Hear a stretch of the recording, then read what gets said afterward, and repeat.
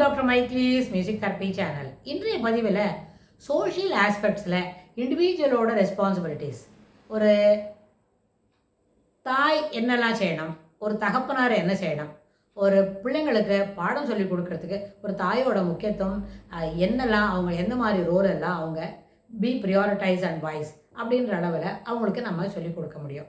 அதாவது அவங்க நிறைய இந்த ப்ரெசன்டேஜ் சினாரியோவில் நிறைய லேடிஸ் என்ன பண்ணுறாங்க, தனக்கு எல்லாம் தெரியும்னு நினைக்கிறாங்க.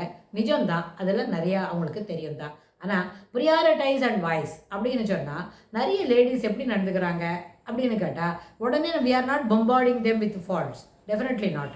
ஆனால் சில கரெக்ஷன்ஸ்லாம் சிம்பிளாக எடுத்துக்கிட்டோமான அதில் நல்ல அளவில், சிறப்பான அளவில் பிள்ளைங்களுக்கு அது ரொம்ப சௌகரியமாக இருக்கும். பிள்ளைங்களோட சௌகரியம், ஏன்னா ஒரு ப்ரியாரிட்டைஸ் பண்ணும்பொழுது எதற்கு முக்கியத்துவம் கொடுக்க வேண்டும், தன்னோட சௌகரியத்துக்கு இம்பார்ட்டன்ஸ் கொடுக்கறத காட்டிலும் பிள்ளைங்களோட சௌகரியத்துக்கு, பிள்ளைங்களோட நீட்ஸ்க்கு, பிள்ளைங்களோட ரிக்குயர்மெண்ட்ஸ்க்கு, பிள்ளைங்களோட தேவைகளுக்கு நம்ம முக்கியத்துவம் கொடுத்தா நம்மளோட சௌகரியத்தை கொஞ்சம் லேட்டர் ஸ்டேஜில் வச்சுக்கலாம். காலையில் 8 மணி வரைக்கும் இந்த வேலையெல்லாம் செய்துவிட்டா 8 மணிக்கு அப்புறம் we can sit for our comforts. கம்ஃபர்ட்ஸ்ன்ற வார்த்தைக்கு நிறைய சில பதிவுகளுக்கு முன்னாடி பேசணும். Comfort zone, fear zone, fear free zone, அப்புறம் க்ரோத் ஜோன், அப்புறம் சேவிங் ஜோன், லெர்னிங் ஜோன், அப்படியெல்லாம் பார்த்தோம். நம்ம லெர்னிங் ஜோன்னு வரும்பொழுது எதெல்லாம் கற்றுக்க முடியும்?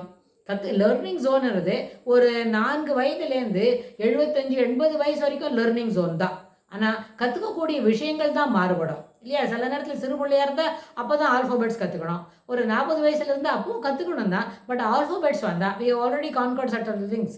சில ஏரியாவில் நம்ம ஜெயிச்சு முடிச்சிருக்கோம் அப்படின்னா ஃபர்தராக அந்த லெவலில் நம்ம சிலதெல்லாம் லெர்னிங் ஜோனில் வர்த்துக்க முடியும். ஆனால் கற்றல் என்பது ஆயுள் முழுவதும் தொடர்ந்து வந்து கொண்டிருக்கும் வாய்ப்புகள் நிறைய உண்டு.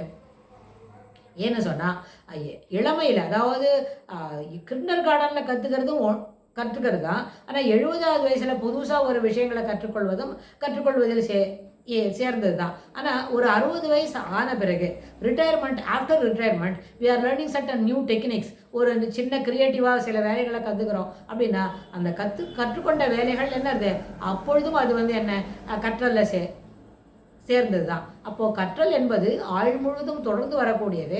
ஆனால் கற்றுக்கொள்ளக்கூடிய விஷயங்கள், தேவைகள் ஓவர் த பீரியட், அந்த ஏஜுக்கு தகுந்த மாதிரி வயதுக்கு ஏற்ப தேவைகள் மாறுபடும். அதற்கு ஏற்ப கற்றலும் மாறுபடும். கற்றுக்கொள்ளக்கூடிய செய்திகள், கற்றுக்கொள்ளக்கூடிய முறை, இவை எல்லாமே மாறுபடும். ஒரு 40 வயசில் தாண்டிடுதுன்னு வைங்க, நம்மளுக்கு சில விஷயங்களை பார்த்த உடனே கற்றுக்க முடியும், பார்த்த உடனே புரிஞ்சிடும். நம்மளுக்கு அதுக்கு கிளாஸ் போலன்னா கூட we can able to make things happen. அது போல் நடக்கும். அதே போல் க்ரோத் ஜோன். க்ரோத்ன்னு சொன்னால் குழந்தை பிறந்த நாள்லேருந்து க்ரோத்து தான், வளர்ச்சி பார்த்துக்கொண்டே தான் இருக்கணும். வெரி ரேர்லி சில பிள்ளைங்களுக்கு என்ன இருக்காது, கொஞ்சம் லேட்டாக சில வளர்ச்சிகள்லாம் இருக்கும். அந்த ஏன் வளர்ச்சி குறைவாக இருக்கிறதுன்றதை பற்றி தனியாக சில எபிசோடில் அதை நம்ம பார்க்கலாம். வளர்ச்சி என்பது எல்லாருக்கும் உண்டு தான். க்ரோத் என்பது க்ரோத், டெவலப்மெண்ட், மெச்சூரிட்டி, இது எல்லாமே தொடர்ந்து தான் வரும்னு நம்ம நிறைய பதிவுகளில் அதை பற்றி பார்த்துருக்கோம். க்ரோத் என்பது ஃபிசிக்கல் க்ரோத்து, மென்டல் க்ரோத்து, அப்புறம் மெச்சூரிட்டி கூட க்ரோத்தில் சேர்த்துக்குதான். ஆனால் வயதுக்கு ஏற்ப சில செயல்களை நாம் செய்ய வேண்டும். ஒரு 5 வயசு ஆச்சு, அப்போ தான் அந்த குழந்தை செவத்தை பிடிச்சிட்டு நடக்கிறதுன்னு சொன்னால் அந்த க்ரோத்தில் ரிட்டார்டேஷன் இருக்குதுன்னு அர்த்தம். அது ரிட்டார்டேஷனை பற்றி பேசும்போது will speak about it separately, we do not club together.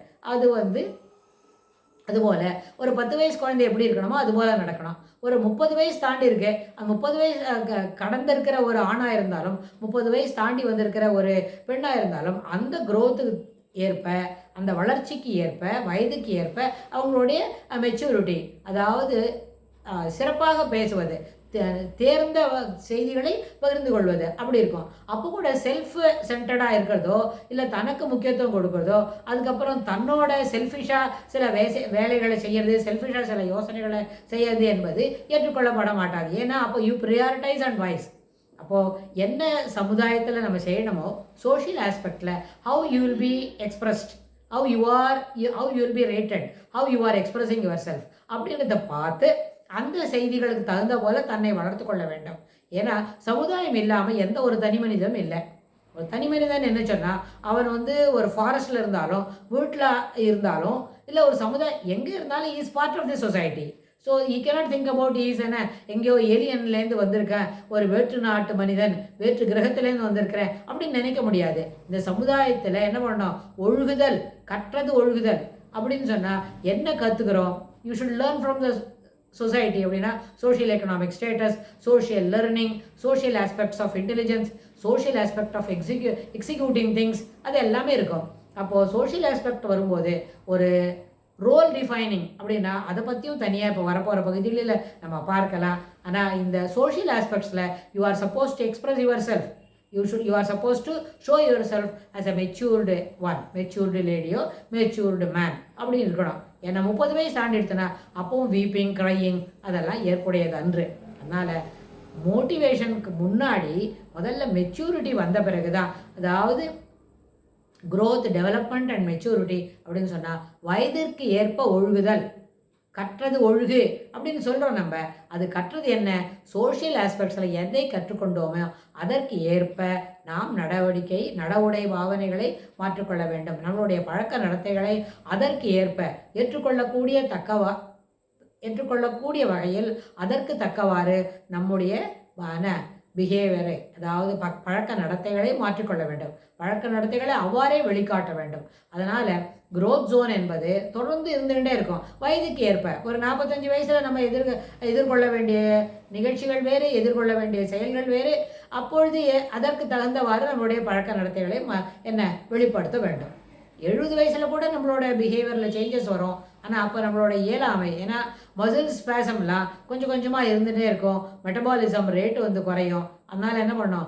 செயல்பாடுகள் குறைவானது, அதாவது ரொம்ப நிதானமாக செய்யக்கூடிய ஒரு நிலைமைக்கு வந்துடுவோம். ஆனால் அப்பொழுதும் கற்றல் இருக்கும். அப்பொழுதும் தெரிந்து கொள்ள வேண்டிய விஷயங்கள் தொடர்ந்து வந்து கொண்டே இருக்கும். ஸோ இந்த அடிப்படையில் சோஷியல் ஆஸ்பெக்ட்ஸில் லேர்னிங், சோஷியல் ஆஸ்பெக்ட்ஸில் க்ரோத், சோஷியல் ஆஸ்பெக்ட்ஸில் டெவலப்மெண்ட் என்ற தலைப்பில் தொடர்ந்து சில பகுதிகளுக்கு நம்ம பார்க்கலாம். தேங்க்ஸ் ஃபார் வாட்சிங்.